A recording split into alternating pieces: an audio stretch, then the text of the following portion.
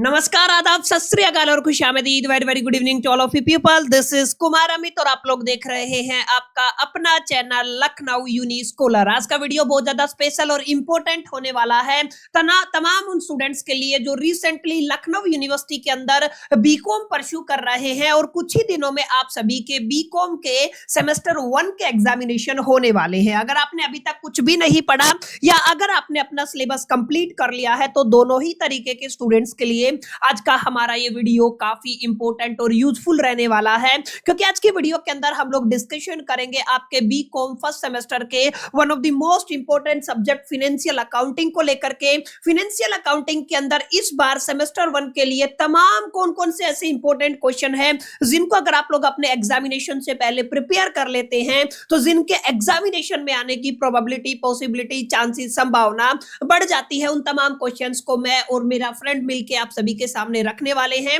उम्मीद करता हूं आप सभी इस वीडियो लेक्चर के दरमियान मेरे साथ आखिरी तक बने रहेंगे। और हां, अगर आपको कंटेंट यूजफुल लगता है, वीडियो हेल्पफुल लगता है तो इस वीडियो को लाइक करके अपने तमाम दोस्तों के साथ शेयर जरूर करेंगे। तो विदाउट वेस्टिंग टाइम चलिए शुरू करते हैं। तो चलिए शुरू करते हैं दोस्तों इंपॉर्टेंट क्वेश्चंस को। फाइनेंशियल अकाउंटिंग से रिलेटेड जितने भी इंपॉर्टेंट क्वेश्चन हैं, जिसमें से पहला जो हमारा क्वेश्चन बन रहा है वो बन रहा है कि आपको डिफाइन करना है कि अकाउंटिंग होता क्या है। सबसे पहली बात आपको पता होना चाहिए कि ये बेसिक चीज आपको पता होना चाहिए कि अकाउंटिंग होता क्या है। साथ ही में जो इसके इंपॉर्टेंट क्वेश्चन इसके साथ पूछे जा सकते हैं वो ये है कि आपको जो अकाउंटिंग की नेचर आपको पता होना चाहिए कि अकाउंटिंग का नेचर क्या है।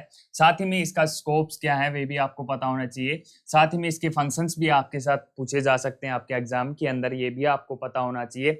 इसी के साथ इसके ऑब्जेक्टिव, जो भी अकाउंटिंग के ऑब्जेक्टिव्स होते हैं वो आपको पता होने चाहिए कि वो कौन कौन से ऑब्जेक्टिव्स होते हैं। साथ ही में एक चीज और पता होना चाहिए कि इसकी लिमिटेशंस, अकाउंटिंग की लिमिटेशंस क्या क्या है, ये भी आपको पता होना चाहिए। तो ये चीजें आपके अकाउंटिंग के साथ पूछी जा सकती हैं एग्जाम के अंदर, क्योंकि बहुत बार ये चीजें आपके एग्जाम में पूछी जाती है। आई होप ये क्वेश्चन आपको समझ में आया होगा। इसे आप अच्छे से प्रिपेयर कर लीजिए ताकि आप इजीली इसे अपने एग्जाम के अंदर लिख कर आ सकें। इसी तरह हम सेकंड क्वेश्चन की तरफ बढ़ते हैं। हमारा आपको कुछ चीजों को एक्सप्लेन करना है जो कि मोस्ट इंपोर्टेंट है, क्योंकि इन्हीं में से बहुत ज्यादा आपके एग्जाम में पूछी जाती हैं चीजें। तो चलिए पहले जानते हैं हमारे पहले क्वेश्चन को। जो पहला क्वेश्चन आपका है, अकाउंटिंग कॉन्सेप्ट क्या है, आपको पता होना चाहिए। और साथ ही में आपको पता होना चाहिए कि अकाउंटिंग कन्वेंशंस क्या होते हैं, इनको आपको डिटेल में एक्सप्लेन करना है। मोस्ट इंपोर्टेंट क्वेश्चन ये बनता है कि अकाउंटिंग कॉन्सेप्ट्स क्या होते हैं और अकाउंटिंग कन्वेंशंस क्या होते हैं। तो इन दोनों को आपको एक्सप्लेन करके आना है डिटेल में। तो ये पहला क्वेश्चन बनता है। इसी के साथ जो इसके नेक्स्ट क्वेश्चन बनता है वो ये है कि आपको पता होना चाहिए कि जो हमारे इंडियन अकाउंटिंग स्टैंडर्ड है, जो कि आईएएस एंड आईएफआरएस, ये दोनों चीजें क्या होती हैं, इनके बारे में डिटेल में आपको लिख कर आना है, डिटेल में इनके बारे में एक्सप्लेन करके आना है। तो ये भी एक मोस्ट इंपोर्टेंट क्वेश्चन आपका बनता है। अभी चलते हैं नेक्स्ट की तरफ। जो नेक्स्ट हमारा है व्योज अकाउंट है, आपको पता होना चाहिए कि क्या होता है। सबसे पहली बात, व्योज अकाउंट क्या होता है। साथ ही में how is a व्योज account prepared, आप कैसे व्योज अकाउंट को बनाते हैं, ये भी आपको पता होना चाहिए। मोस्ट इंपोर्टेंट क्वेश्चन है, ये एग्जाम में पूछा जाता है। इसी तरह आपका नेक्स्ट क्वेश्चन है वो ये है कि रॉयल्टी अकाउंट विद एग्जांपल, आपको बताना है कि रॉयल्टी अकाउंट क्या होता है। मोस्ट इंपोर्टेंट क्वेश्चन है, बहुत बार पूछा जाता है कि रॉयल्टी अकाउंट क्या होता है। विद एग्जांपल आपको इसे डिटेल में एक्सप्लेन करके आना है। तो ये भी एक मोस्ट इंपोर्टेंट क्वेश्चन आपका यहाँ पर बनता है। इसी तरह हम नेक्स्ट क्वेश्चन पर चलते हैं। नेक्स्ट क्वेश्चन है, आपको एक्सप्लेन करना है loss of profit insurance policy. Loss of profit insurance policy है, मोस्ट इंपोर्टेंट क्वेश्चन है, बहुत बार पूछा जाता है।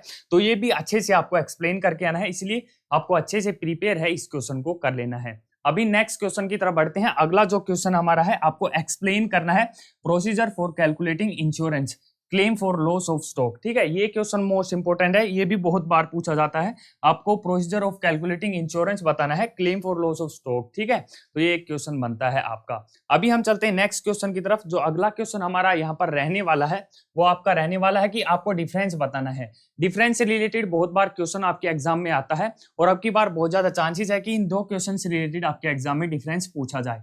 तो पहला हमारा क्वेश्चन क्या है, यहाँ पर जो हमारा पहला क्वेश्चन रहने वाला है, आपको पता होना चाहिए कि जो कैपिटल एक्सपेंडिचर है वो क्या होता है। साथ ही में आपको पता होना चाहिए कि जो रेवेन्यू एक्सपेंडिचर है वो क्या होता है।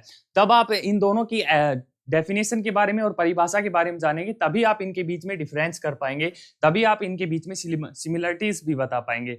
तो ये क्वेश्चन आपका बनता है, आपको पता होना चाहिए कि जो कैपिटल एक्सपेंडिचर आपका क्या रहता है, साथ ही में जो आपका रेवेन्यू एक्सपेंडिचर है वो क्या होता है। इसी तरह हमारा नेक्स्ट क्वेश्चन बनता है डिफरेंस रिलेटेड कि आपका हायर परचेज सिस्टम आपको बताना है कि क्या होता है, ये आपको पता होना चाहिए, इसलिए आपको इसे अच्छे से प्रिपेयर कर लेना है। साथ ही में आपको पता होना चाहिए कि जो इंस्टॉलमेंट पेमेंट सिस्टम है वो क्या होता है। जब आप इन दोनों की परिभाषा, इनकी डेफिनेशन के बारे में, इनके बारे में अच्छे से अंडरस्टैंड कर लेंगे, तभी आप इनके बीच में एक अच्छे से डिफरेंस कर पाएंगे। तो ये डिफरेंस रिलेटेड क्वेश्चन थे जो आपके एग्जाम में पूछे जाते हैं, पहले भी बहुत बार पूछे गए और अब की बार मैक्सिमम चांस है कि इनसे रिलेटेड आपसे क्वेश्चन एग्जाम में पूछे जाए। इसी तरह नेक्स्ट क्वेश्चन पर चलते हैं। आपको पता होना चाहिए कुछ चीजें हैं जो कि आपका क्वेश्चन बनता है, व्हाट इज ब्रांच अकाउंटिंग। आपको पता होना चाहिए कि ब्रांच अकाउंटिंग होती क्या है, साथ ही में ब्रांच अकाउंट से रिलेटेड इसके मेथड ऑफ ब्रांच अकाउंटिंग भी आपको पता होना चाहिए। तो ब्रांच अकाउंट से रिलेटेड ये मोस्ट इंपोर्टेंट आपका क्वेश्चन बनता है कि ब्रांच अकाउंटिंग होती क्या है और जो मेथड्स ऑफ ब्रांच अकाउंटिंग है वो कौन कौन से हैं, ये भी आपको पता होना चाहिए। इसी तरह नेक्स्ट क्वेश्चन आपका बन रहा है कि what is financial statement. Financial statement होती क्या है, साथ ही में इसके साथ पूछे गए हैं कि फाइनेंशियल स्टेटमेंट की इंपॉर्टेंस एंड ऑब्जेक्टिव क्या क्या है। इसलिए आपको अच्छे से पता कर लेना है कि फाइनेंशियल स्टेटमेंट क्या है, इसे अच्छे से प्रिपेयर कर लेना है। साथ ही में इसकी जो इंपॉर्टेंस और जो ऑब्जेक्टिव्स हैं उनको भी अच्छे से आपको प्रिपेयर कर लेना है, ताकि आप इजीली इन्हें एग्जाम के अंदर लिख कर आ सके। ये हमारा फोर्थ क्वेश्चन था। यहाँ पर दो चीजें हमने डिस्कस की है, पहले की ब्रांच अकाउंटिंग होते क्या है, साथ ही में इसके ब्रांच अकाउंटिंग के क्या कौन कौन से मेथड्स हैं। दूसरा क्वेश्चन यहाँ पर बना था कि फाइनेंशियल स्टेटमेंट और इसके इंपॉर्टेंस और ऑब्जेक्टिव आपको पता होना चाहिए। इसी तरह नेक्स्ट क्वेश्चन की तरफ बढ़ते हैं कि आपको एक्सप्लेन करके आने हैं कुछ ट्रीटमेंट्स को, जो आपके अकाउंटिंग ट्रीटमेंट्स है, कुछ बेसिक कंडीशंस यहाँ पर दी गई है, इनके अंदर आपको अकाउंटिंग ट्रीटमेंट आना चाहिए, आपको इसे अच्छे से प्रिपेयर कर लेना है। तो पांचवा क्वेश्चन बन रहा है, आपको अकाउंटिंग ट्रीटमेंट बताना है at the time of admission of partner. जब कोई नया पार्टनर आपके जो हमारे बिजनेस में आता है, एडमिशन ऑफ पार्टनर होता है, तो उसके उस कंडीशन में जो हमारा अकाउंटिंग ट्रीटमेंट है वो कैसा होगा, कैसे होगा, ये आपको पता होना चाहिए।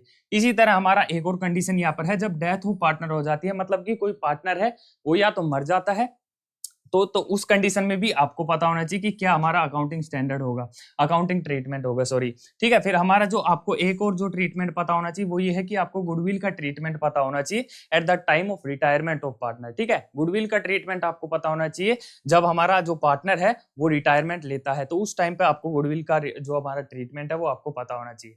अभी हमारे दो क्वेश्चन और बचते हैं लास्ट में। जो हमारा पांचवा क्वेश्चन यहाँ पर है वो ये है कि एक्सप्लेन करना है procedure of dissolution of partnership firm.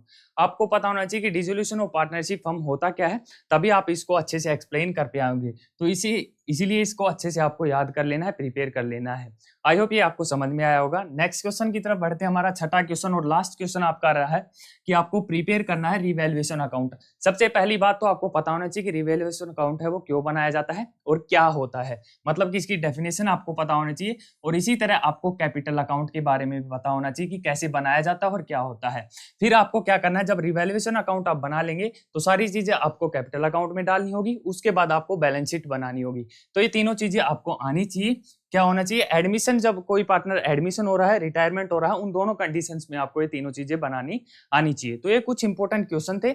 अगर आप सिर्फ इन्हें कर लेते हैं तो एक अच्छा स्कोर अपने एग्जामिनेशन के अंदर आप करके आ सकते हैं। आई होप ये वीडियो आपके लिए यूजफुल रही होगी। अगर ये वीडियो थोड़ी भी यूजफुल आपके लिए रही है तो चैनल को सब्सक्राइब एंड वीडियो को लाइक जरूर कर लीजिएगा। मिलता हूँ किसी नेक्स्ट अनदर वीडियो में, तब तक के लिए मेरी तरफ से thank you, all the best, till the keep learning everyone.